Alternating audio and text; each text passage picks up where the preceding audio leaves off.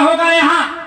जहाँ पर इतना सुंदर गुरुकुल चल रहा है, जिस धर्म मंच पर हमारे समाज के इतने अच्छे प्रचारक बैठे हैं, जो समाज के उत्थान के लिए, समाज के विकास के लिए, समाज के भले के लिए रात दिन गांव गांव, गली गली, शहर शहर जाकर के धर्म का झंडा फहरा रहे हैं। जहाँ पर इतना अच्छा पाठशाला लगा हो, जहाँ पर इतना अच्छा शिक्षा का मंदिर लगा हो, जहाँ पर शिक्षा, संस्कार, सनातन धर्म, प्रत्येक चीजों की जानकारी, उन गुणों की वर्षा हो रही हो, वहां पर श्यामू शुक्ला के लिए कहने के लिए क्या बचा होगा? कुछ भी नहीं बचा होगा। जाते जाते केवल एक निवेदन करके जा रहा हूं, आपके धर्म का, आपके घर का बेटा होने के नाते आप लोग वाकई में अगर समाज का भला चाहते हैं और धर्म के झंडे को सबसे ऊपर लहराते हुए देखना चाहते हैं, तो आप सबको इस कथा को सुनना नहीं होगा, सुन करके अपने अंदर उतारना होगा। अगर वाकई में परिवर्तन चाहते हैं तो आपको तपस्या करनी होगी,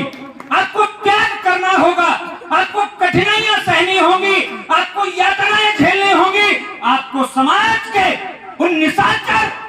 और दुष्ट प्रवृत्ति के लोगों के ताने भी सुनने होंगे, जो चौराहे पर, तिराहे पर कहीं ना कहीं खड़े होकर के धर्म का उपहास सुनाते हैं। धर्म की विरोधी मानसिकता उनकी बन चुकी है, ऐसे लोगों के उपहास भी सुनने होंगे।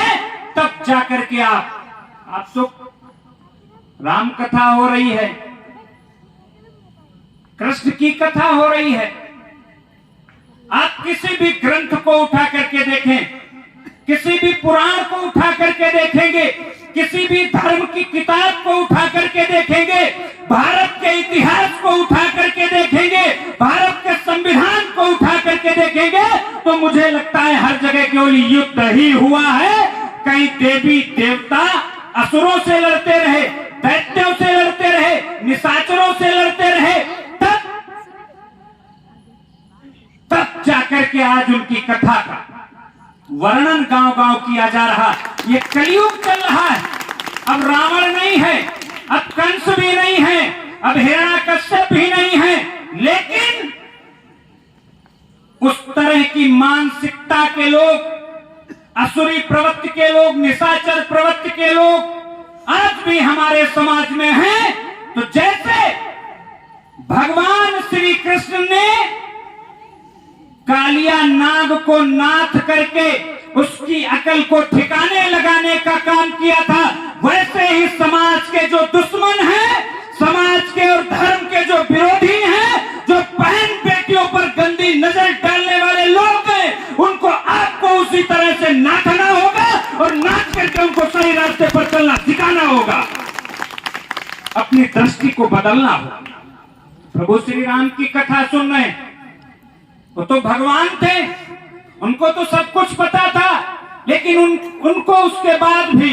14 वर्ष के लिए घर परिवार राजपाट छोड़ करके जंगलों में रह करके तपस्या करनी पड़ी। उन 14 वर्षों में पिता का मरण, उन 14 वर्षों में पत्नी का हरण, उन 14 वर्षों में भाई को मूर्छित दशा में देख करके प्रभु के भी आंखों से आंसू छलके। लेकिन जब अयोध्या से गए थे तब तो सिर्फ और सिर्फ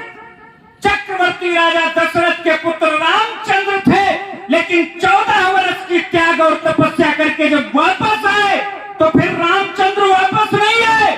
फिर जब वापस आए तो मर्यादा पुरुषोत्तम भगवान श्री रामचंद्र जी वापस आए। तो आपको इस कथा को अपने अंदर उतारना होगा, आपको उतारना होगा, आपको कठिनाइयां झेलनी होंगी। मैं क्या कहना चाहता हूं? मैं सिर्फ और सिर्फ ये कहना चाहता हूं कि यदि भगवान श्री कृष्ण ने कष्ट सहा है, यदि प्रभु श्री राम ने कष्ट सहा है,